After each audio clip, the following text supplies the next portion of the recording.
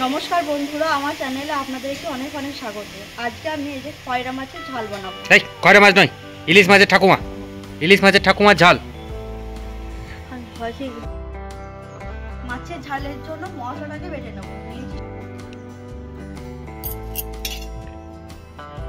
একটু জল দিয়ে ধুয়ে নেবো সরষেগুলো, সর্ষে জিরে, জিরেটাও ধোয়া অত কিছু নেই, সরষেগুলো একসঙ্গে আছে বলে জিরেটাও ধোয়া হয়ে যাবে।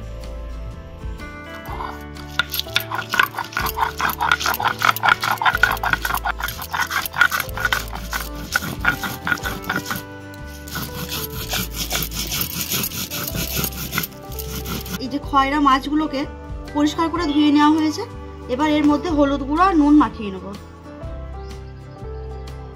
এবার দেবো নুন, ভালো করে মাখিয়ে নেব।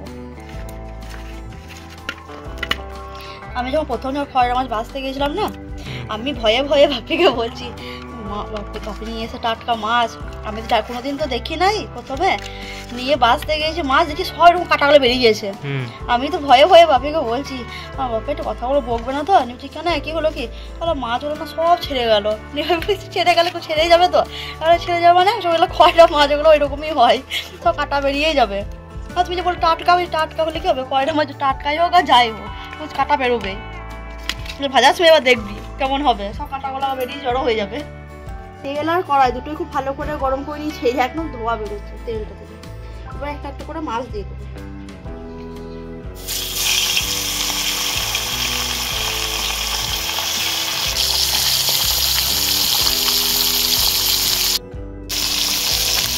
এই মাছ মধ্যে ভাজতে ভালো লাগে না।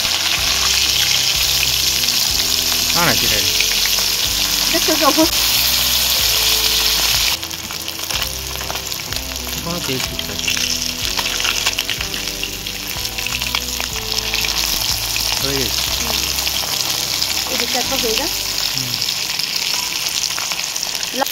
মাছগুলো ভাজা হয়ে গিয়েছে, বা তুলে নেবো। তখন রসাটা ভুলে যাবো, রসা ভালো থাকে না, কিন্তু খেতে ভালো। মাছ ভাজা হয়ে গেলে এবার ওই তেলের মধ্যেই কালো জিরে ফোড়ন দিয়ে দেবো। কড়াইটা খুব গরম হয়ে গিয়েছে, তাই নামিয়ে দিলাম। এবার নামানোতেই পেঁয়াজটা দিয়ে দেবো। পেঁয়াজ কুচি,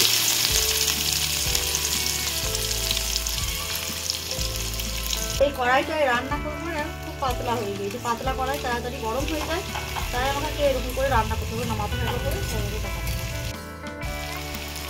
পেঁয়াজটা ভেজা হোক। আদা রসুন থেতো করে রেখেছিলাম, ওটাকে দিয়ে দেবো। একটু ভেজে নেবো কাঁচা গন্ধটা যাওয়া পর্যন্ত।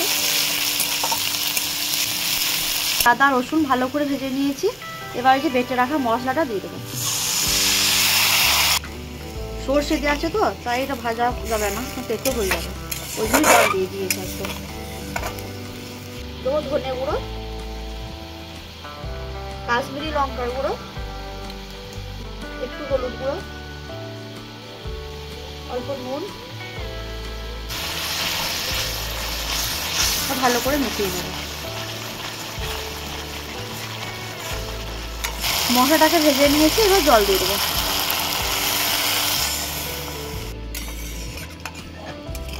ঝোলটাকে ভালো করে ফুটে যাক, তারপর মাছগুলোকে দেবো। ঝোল খুব ভালো করে ফুটে গিয়েছে, এবং ভেজে রাখা মাছগুলোকে দিয়ে দেবো। আদম ছেড়ে ছেড়ে পড়ে গেছে সব।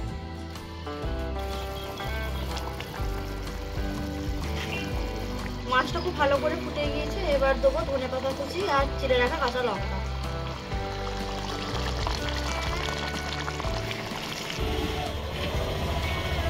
আজকের এই খয়রা মাছের রেসিপিটা আপনাদের কেমন লাগলো অবশ্যই কমেন্ট করে জানাবেন। আর ভালো লাগলে চ্যানেলটাকে লাইক, শেয়ার, সাবস্ক্রাইব করে দেবেন। ধন্যবাদ।